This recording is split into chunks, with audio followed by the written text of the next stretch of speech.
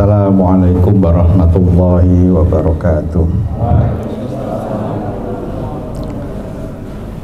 Alhamdulillahirabbil alamin.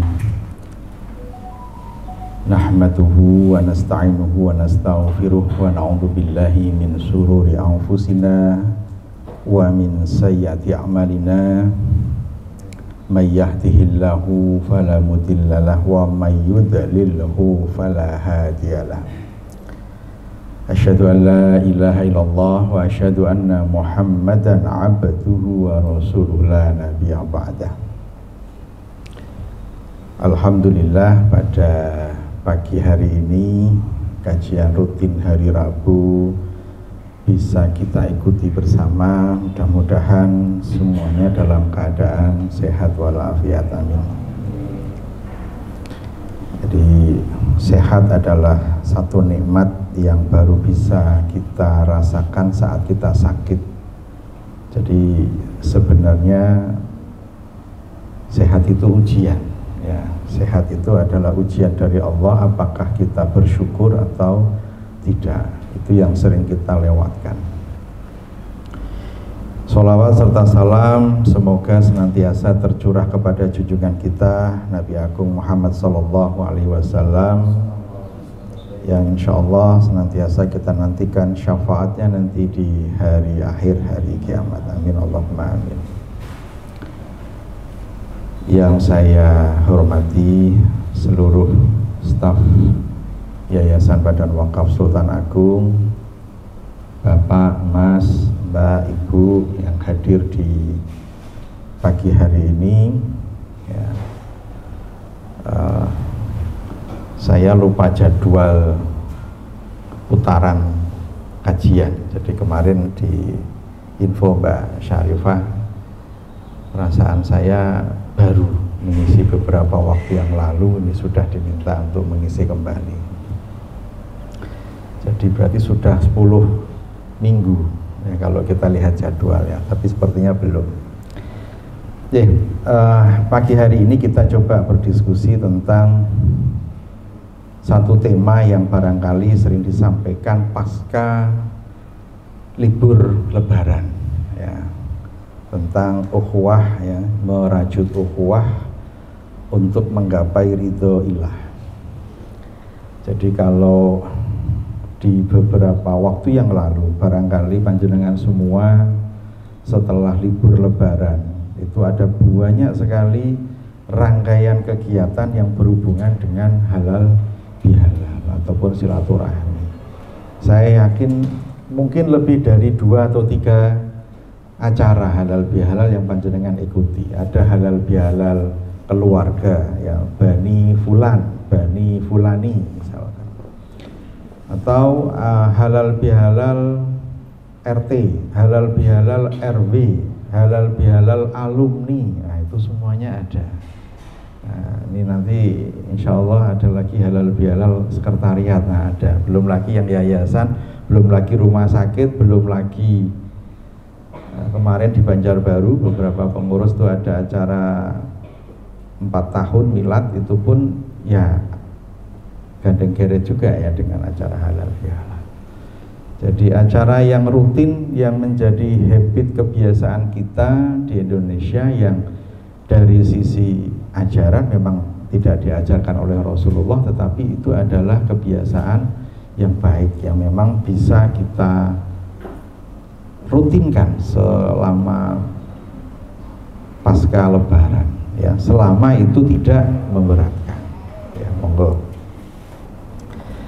Nah, saya tidak bercerita tentang makna halal bihalal karena itu sudah sering didiskusikan oleh pemateri-pemateri, tapi kita lihat dari sisi persaudaraan, dari sisi ukhuwah Islamiyah kita. Jadi kita mencoba mengambil hikmah dari halal bihalalnya terkait dengan bagaimana kegiatan tersebut itu bisa menambah eratnya ukhuwah kita semuanya. Kita rata-rata di sini kan banyak yang sudah lebih dari 5 bahkan 10 tahun teman, ya, berkawan, ya, bekerja bersama. Ya. Kalau di sini yang saya lihat paling sepuh Pak Rudi, ya. Tapi Pak Rudi di tahun-tahun awal itu ada di Dikdasmen, ya. Tapi kebetulan ini kan semuanya ada. Ini Mas Aris ini juga saya tahu sudah cukup lama di Lazis, ya. Jadi saya yakin panjenengan semua sudah saling mengenal style masing-masing, watak masing-masing, yang itu memang mestinya bisa dipahami, dimaklumi supaya ukhuwahnya itu tetap bisa jalan dengan baik. Ya.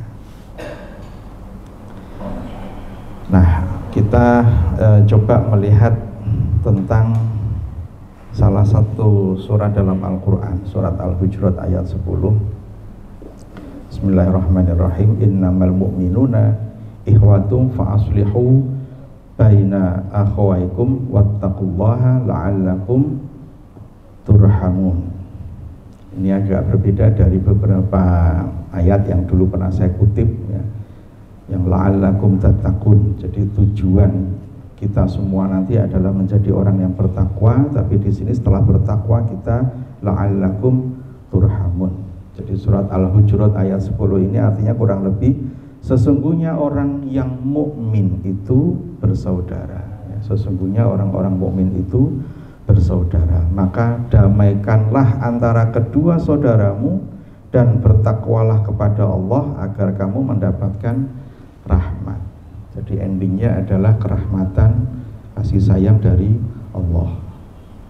Jadi kalau misalkan kita menjumpai ada teman satu ruangan, ya tidak pun satu ruangan ya harus tetap sama ya sifat sikapnya ya. Ada yang salah satunya mungkin merasa bahwa temannya itu melakukan sesuatu yang bisa dikatakan tidak baik. Kemudian kita ingatkan. Nah, kemudian si teman tadi tidak terima diingatkan. Nah, itu kan kemudian menjadi bahasa kitanya itu congkah, jadi saling neng-nengan. Nah, mestinya kalau kita melihat ada kondisi seperti itu, ya ada teman yang harusnya bisa saling mengingatkan. Ya. Ada batas ketika kita sesama mukmin itu, ketika ada permasalahan itu mestinya tidak melampaui batasan 3 hari. Ya, mungkin pernah mendengarkan ada salah satu dalil yang menyampaikan tentang batasan kita mendiamkan orang. Ya. Jadi kita karena adalah satu keluarga, kita ada di keluarga besar Yayasan Badan Wakaf Sultan Agung di satu sisi, dan kita semuanya adalah muslim, kita semuanya adalah mukmin, orang yang mengimani ya, apa yang ada di dalam rukun iman, mestinya kita bisa mengingat itu ya. Jadi kalau ada teman yang lagi congkrah jangan dipanas-panasi, jangan diprovokasi ya, karena kita punya kepentingan kemudian ditambah-tambahi, dibumboni. Nah itu jadi tidak enak nanti di dalam bekerja. Termasuk di dalam berkeluarga ya, yang sudah menikah ya. Saya pun yang namanya orang berkeluarga pasti yang dinamakan konflik itu ya, pasti semuanya mengalami ya. Alhamdulillah saya sendiri berusaha untuk kalau misalkan ada masalah ya jangan lama-lama, nggak enak ya. Kalau sudah punya keluarga ada masalah kemudian didiamkan ya, tadi melampaui 3 hari ya jangan sampai melebihi lah.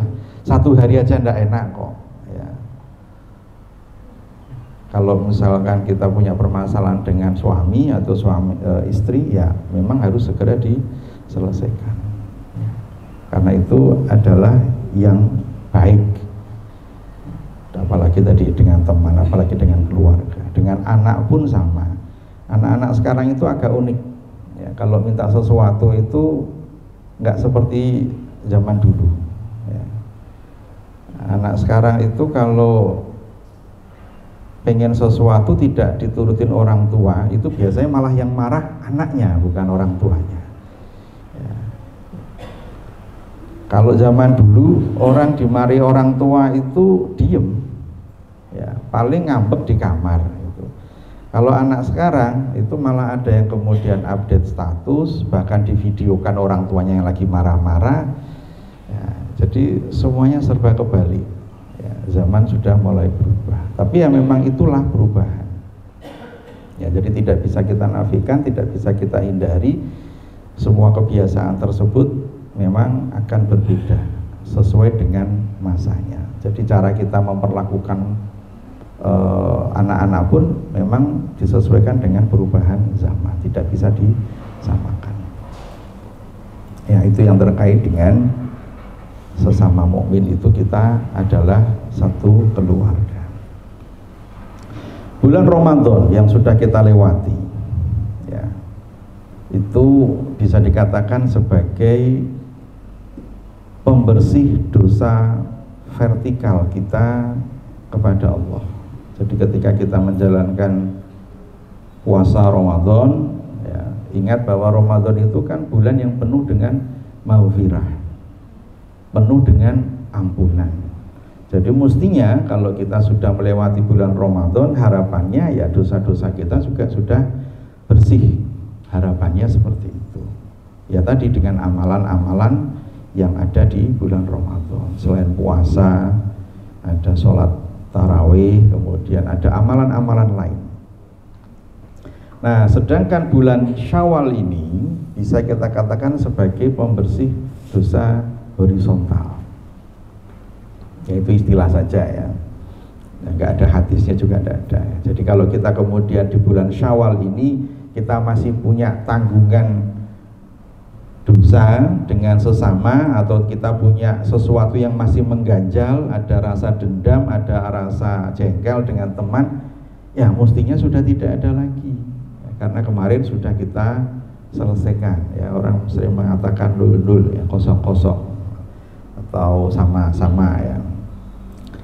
Jadi Ramadan akhir menjelang Idul Fitri itu biasanya banyak yang sudah menyiapkan template WA ucapan mohon maaf lahir dan batin. Itu kan bagian dari ikhtiar juga untuk kita meminta maaf kepada teman-temannya, kepada relasi-relasinya.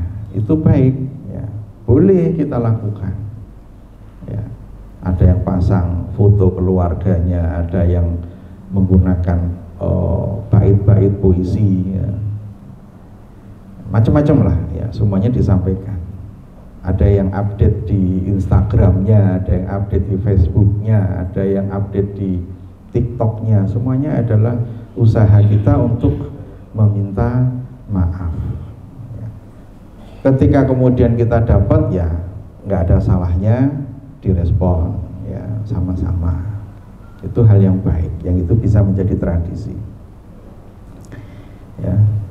Dalam sebuah hadis ya, man shoma ramadhana imanan wahtisaban ghufira lahu ma taqaddam min dzambi. Barang siapa yang berpuasa Ramadan karena iman dan mengharapkan pahala, maka akan diampuni dosa-dosanya yang telah lalu tadi ya. Hubungan vertikal kita dengan Allah, bahwa Ramadan itu menghapuskan dosa-dosa kita di masa yang lalu ya. Kemudian ada lagi mangkanat lahu madlamatul li akhihi dan seterusnya ya.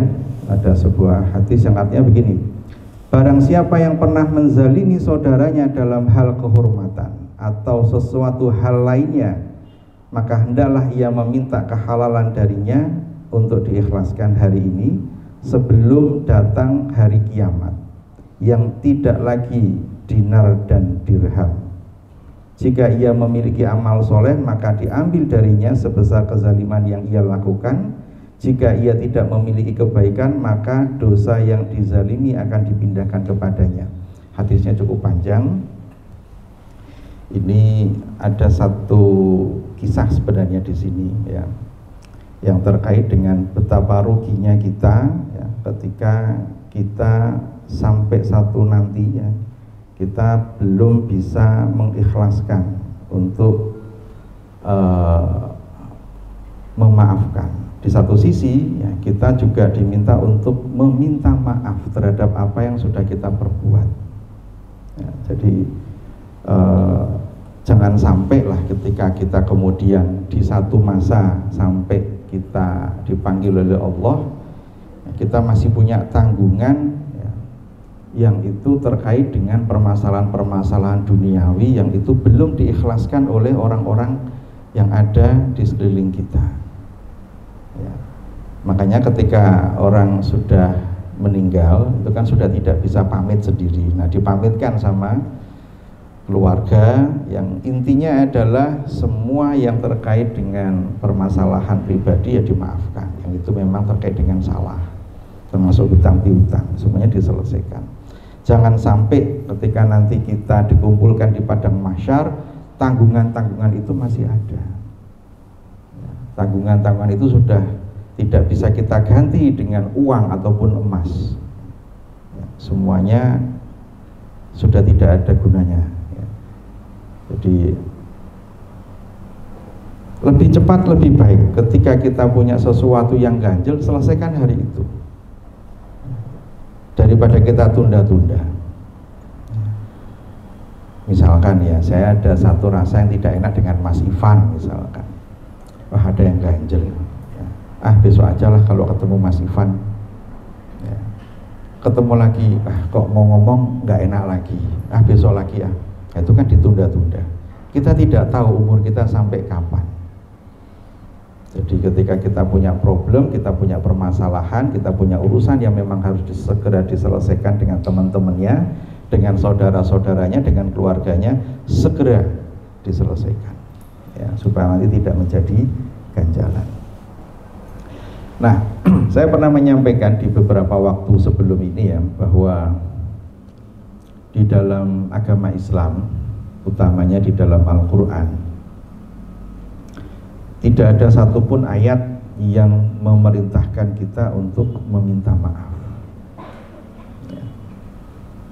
Ya, mungkin ada beberapa yang kemudian bisa dikaitkan. Yang ada adalah memberikan maaf, itu yang luar biasa. Jadi ketika ada orang yang melakukan kesalahan kepada kita, jangan menunggu dia meminta maaf. Langsung kita selesaikan dengan kita memaklumkan dan memaafkan apa yang sudah diperbuat ya. Memang kadang sulit ya, saya pun kadang ketika ada hal yang mengganjal hati ya paling gerundel, yaitu kan sifat alami kita manusia ya. Manusia itu kan memang tidak bisa lepas dari yang namanya khilaf, salah ya. Di dalam surat Ali Imran ayat 134 ya, Allah berfirman, bismillahirrahmanirrahim, alladzina yunfiquna fis sarra'i wad dharra'i wal kadhiminal ghaidha wal 'afina 'anil nas wallahu yuhibbul muhsinin. Yang artinya kurang lebih yaitu orang-orang yang berinfak baik di waktu lapang maupun sempit, dan orang yang menahan amarahnya serta memaafkan kesalahan orang lain, dan Allah mencintai orang-orang yang berbuat kebaikan. Jadi di sini Allah menekankan betapa Allah itu menyayangi dan mencintai orang-orang yang mau memaafkan. Jangan tadi tunda-tunda, jangan melampaui 3 hari. Selesaikan. Itu lebih enak. Kerja juga lebih enak, kerja lebih nyaman ya. Kalau ketemu juga bisa saling tersenyum ya. Coba kalau kita ada yang ganjel ya. Misalkan ya, ada, kalau dalam satu ruangan ini ada misalkan Mas Asri sama Mas Fajar ya, kebetulan tidak jejer ya. Kalau yang jejer itu Asri sama Mas Aksan, nah ini jejer ini. Coba kalau kemudian ada sesuatu yang mengganjal ya, di antara teman berdua ini ya, apa enaknya sih duduk berdampingan tapi nggak saling bertegur sapa. Wah, puasanya tuh sehari lama sekali. Ya, bukan berarti terus kemudian kalau tidak ada masalah ngobrol nggak kerja, nah itu juga tidak boleh, ya tetap harus bekerja. Ya. Tapi kalau memang hari ini itu yang sulit itu banyak orang yang memang lebih asik dengan dirinya sendiri. Ya. Kita ada kegiatan halal bihalal pun kalau saya amati, yang mendengarkan kajian, yang mendengarkan ceramah dari pengisi acara, atau yang memperhatikan urutan rangkaian acara, itu sesekali lebih banyak juga sibuk dengan dirinya sendiri. Ya, karena sekarang itu kan Anda mau 1 jam sendirian dengan syarat gadget ada di tangan Anda, itu mungkin tidak ada masalah. Coba sesekali gitu ya. Tapi kayaknya agak susah kalau nanti dicoba jadi masalah ini. Mas Insani misalkan, nah, dalam satu waktu internet dimatikan, ya, tapi kan punya data mas mereka. Artinya gini, maksud saya bukan soal ini dari jalurnya yayasan, tidak. Sesekali misalkan dalam satu waktu Anda nggak punya paket data, ya, atau nggak boleh pegang handphone lah, itu paling aman, ya, sesekali. Ya, mungkin efektivitas bekerja itu bisa jadi lebih optimal dan Anda dengan teman-temannya itu akan menjadi lebih dekat. Ya, dekatnya berbeda. Ya karena memang medianya hanya ngobrol sama teman atau bekerja rutinitasnya, nggak pegang gadget. Ya.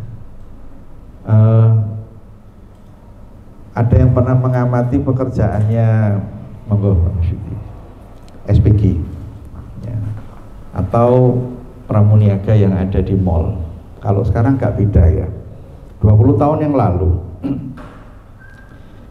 kebetulan saya punya teman yang memang bekerjanya di sebuah produsen produk tertentu yang itu dipasarkan di sebuah mall. SPG itu nggak boleh duduk, dia harus berdiri sepanjang waktu untuk melayani customer. Kalau duduk itu bisa ditegur sama mandornya, sama supervisornya. Betapa tersiksanya itu. Tapi itu profesional. Sama juga misalkan dengan pramugari, pramugara. Nggak ada mereka di dalam pesawat itu kemudian sibuk dengan gadgetnya. Ya, selain memang tidak ada jaringan, tapi di sana memang dia tidak boleh ada aktivitas yang dianggap tidak profesional. Nah, kita itu banyak kelonggaran, ya, apalagi di Unisula itu semuanya banyak sekali kelonggaran. Ya, kadang masih bisa kita izin ngantar anak pulang sekolah, ya, atau ngantar anak berangkat sekolah, itu masih ada yang selonggar itu. Ya, tentunya nanti kembali lagi ke kantor, yaitu pun atas izin atasannya, itu bisa dilakukan, ya, sesekali. Ya. Kalau itu jadi rutinitas memang perlu diingatkan. Nanti khawatirnya kalau rutinitasnya seperti itu memang tidak optimal di bekerja. Ya, jadi kembali lagi, ya, masa hari ini memang agak berbeda yang terkait dengan bagaimana kita bisa membiasakan diri untuk berhubungan dengan teman kantor atau teman bekerja. Ya, tidak bisa seperti yang dahulu, ya, karena memang masanya sudah berubah. Ya, jadi kalau kita dengan teman sekantor itu masih ada ganjalan, tentunya tadi tidak akan enak. Maaf itu tidak hanya sekedar di bibir saja, ya. Jadi nggak hanya cuman kita bermaaf-maafan, ya, tetapi harusnya itu bisa diimplementasikan di dalam hati. Ya. Jadi itu namanya tulus, ya, itu namanya ikhlas. Ya, karena untuk mencari keridhaan Allah itu dibutuhkan ikhlas. Ini memang kayaknya hawanya nggak seperti biasanya ini. Suhunya mungkin lumayan ini. Ya. Mas ini. Ya, saya lanjutkan. Ya, persaudaraan adalah fondasi utama umat Islam. Ya, tanpa adanya ikatan, tanpa adanya ukhuwah, ya, kita bisa sholat berjamaah tetapi tidak bisa bertaut hati. Ya. Jadi kalau kita hanya sekedar di bibir saja tadi, tidak dengan hati, maka mungkin kita bisa berkumpul, kita bisa berjamaah, tetapi pertautan hati itu tidak ada. Nah, seperti ini ada tautan hati. Mas Ivan itu ngerti kalau saya sumo. Ya. Kalau tidak ada pertautan hati, nggak urusan. Gitu ya Mas Ivan ya. Nah, itu gunanya ukhuwah Islamiyah ya. Ya, dalam surat Ali Imran ayat 103 Allah mengingatkan ya, wa'tasimu bihablillahi jami'a wa la tafarraqu. Jangan kita bercerai-berai. Jadi kita diminta untuk berpegang teguhlah ya, kamu semuanya kepada tali Allah ya, dan janganlah bercerai-berai. Ayo kita kompak, ayo kita solid ya. Di keluarga besar Yayasan Badan Wakaf Sultan Agung, kita jadikan ukhuwah Islamiyah kita sebagai spirit untuk bisa bekerja berjamaah, saling menjaga hati. Kalau ada teman yang salah diingatkan dengan baik. Kalau ada teman yang membutuhkan kita bantu. Jangan sampai kita punya satu teman dengan kondisi makan saja susah kita diam saja. Nah itu naudzubillah ya, jangan sampai. Ya. Insya Allah kalau di sini enggak lah ya, karena untuk kesejahteraan ada. Mungkin di keluarga atau di tetangga itu terjadi. Nah kalau ada di tetangga, ayo dibantu.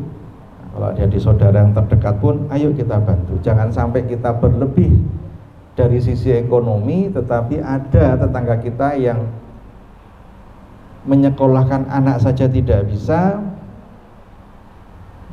untuk makan sehari-hari juga sulit. Itu jangan sampai itu terjadi.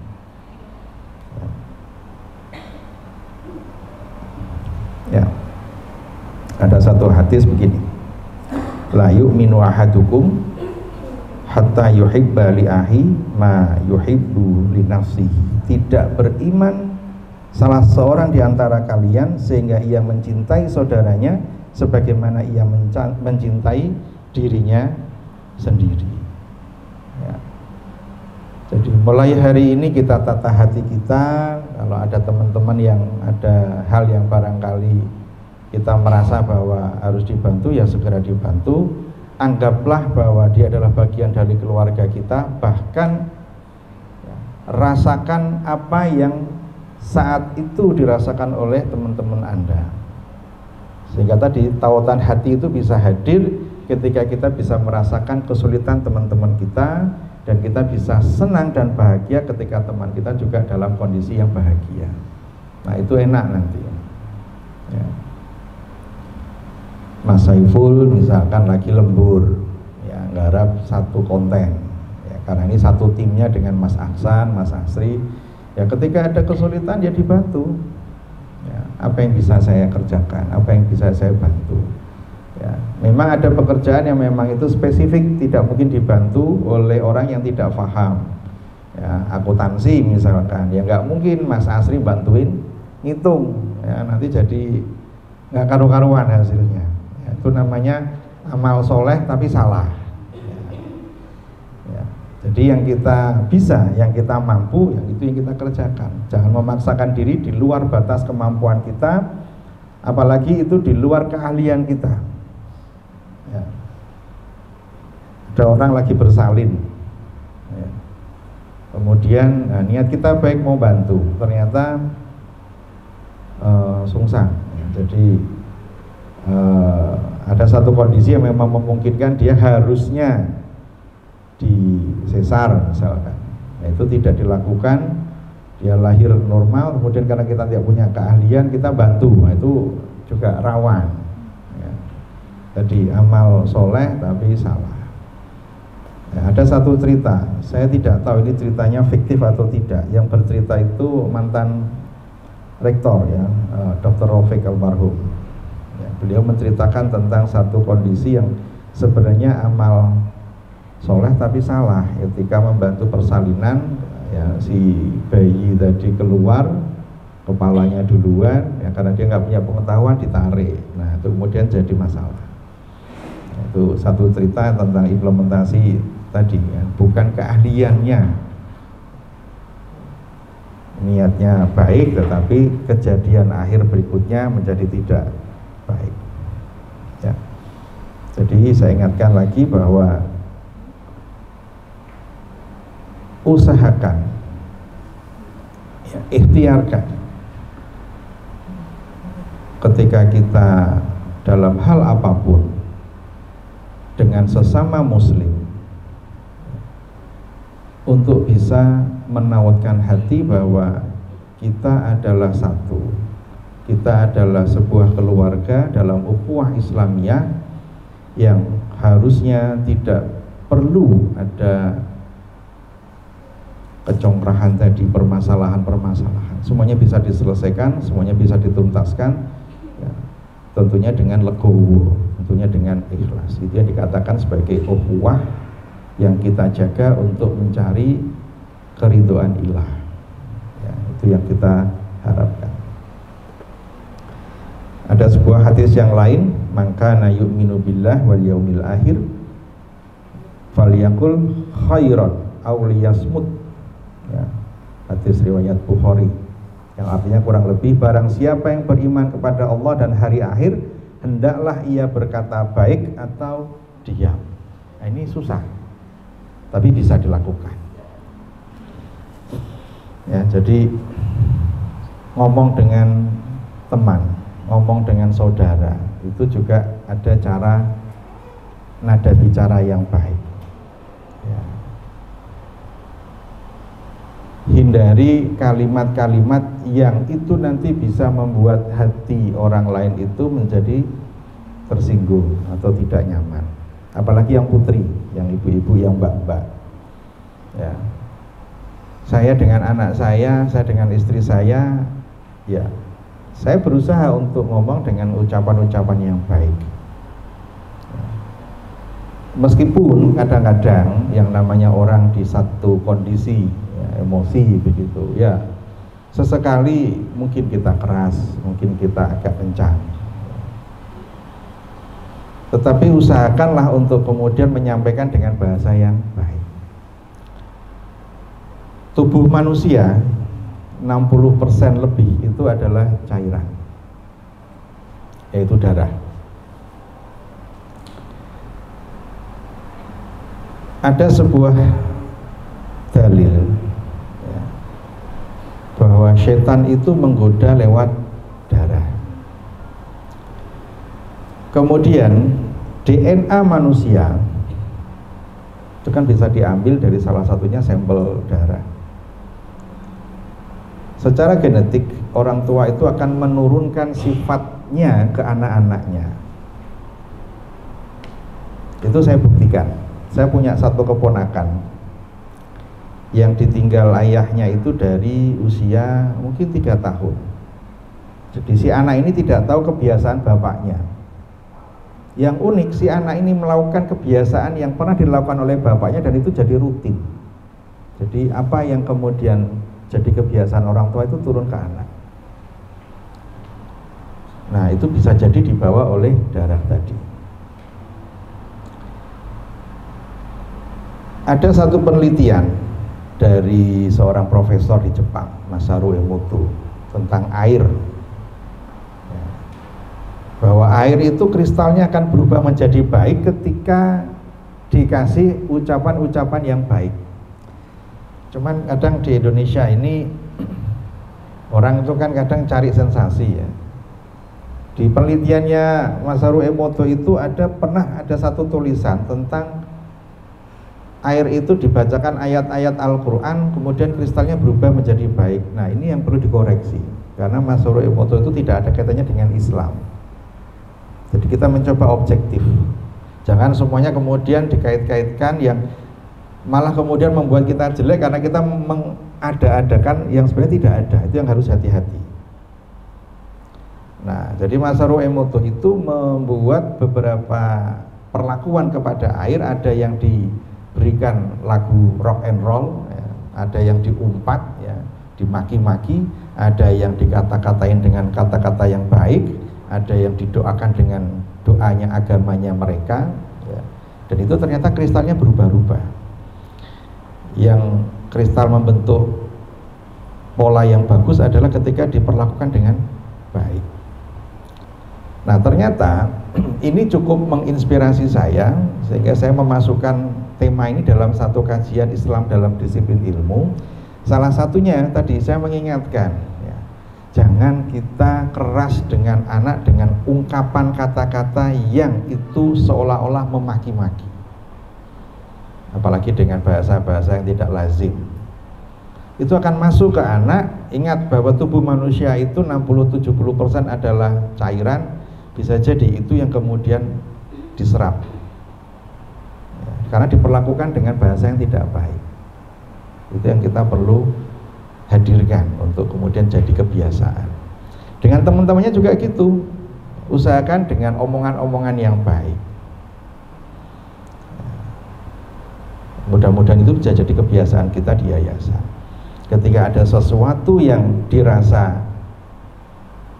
tidak sesuai, atau ada pekerjaan yang tidak beres, kita bisa ingatkan dengan kalimat-kalimat yang baik. Dan tentunya panjenengan semua juga jangan kemudian karena diingatkannya dengan halus kemudian reaksinya berbeda. Ya, ini manusiawi lah.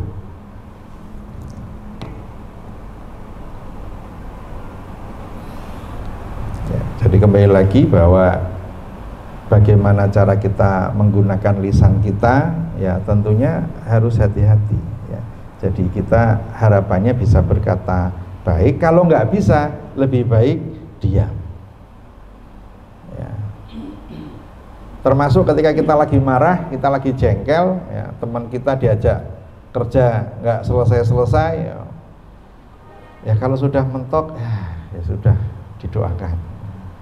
Tapi memang ada urutan-urutannya, nggak langsung didiamkan, nanti nggak kerja, nggak ada hasil, ya, itu kan nanti kan bisa dikomunikasikan. Kalau memang yang bersangkutan tidak kompeten kan bisa dicarikan pengganti yang lain, ya, semuanya ada jalannya, ya.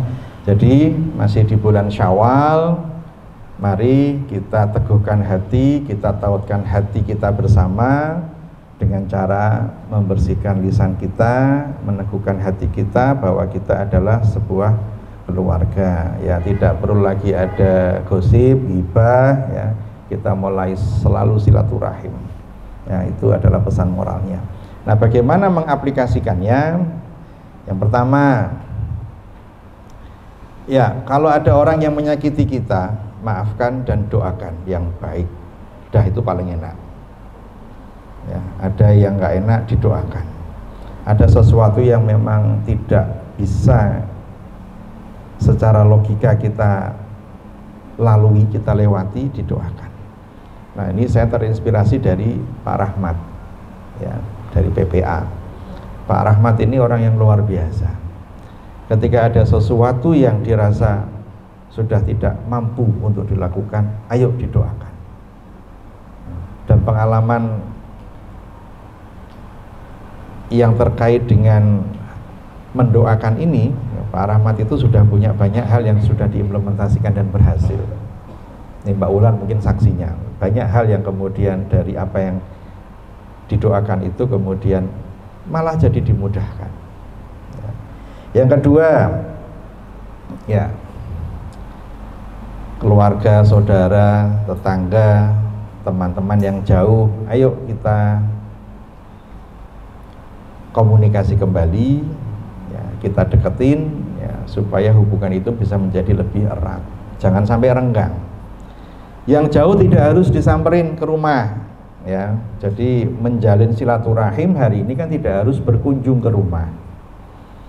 Bisa dengan kita telepon, bisa dengan kita WA, bisa dengan kita video call, kita tanya gimana kabarnya, keluarga bagaimana, ya, sekarang tinggal di mana, kesibukannya apa, itu bisa dilakukan.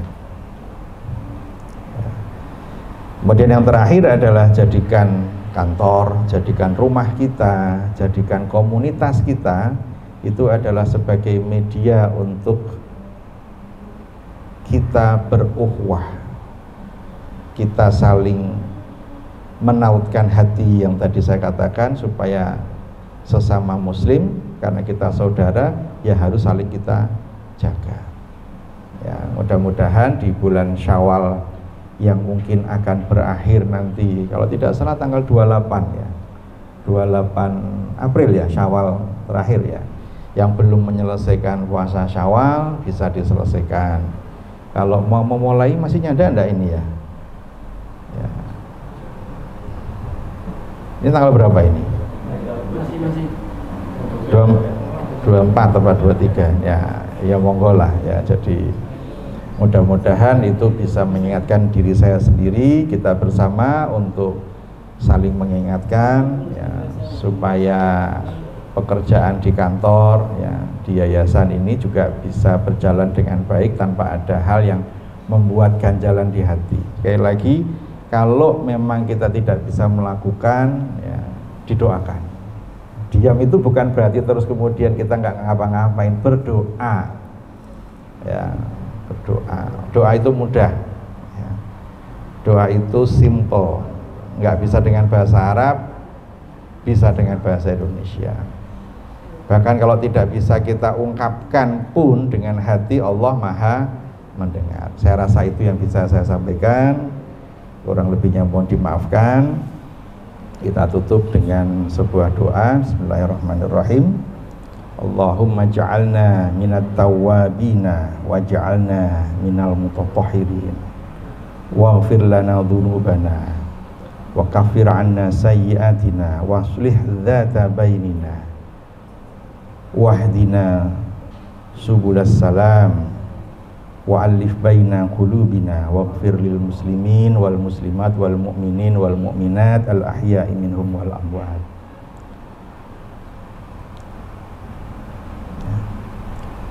Rabbana zalamna anfusana wa illam taghfir lana wa tarhamna lanakunanna minal khasirin.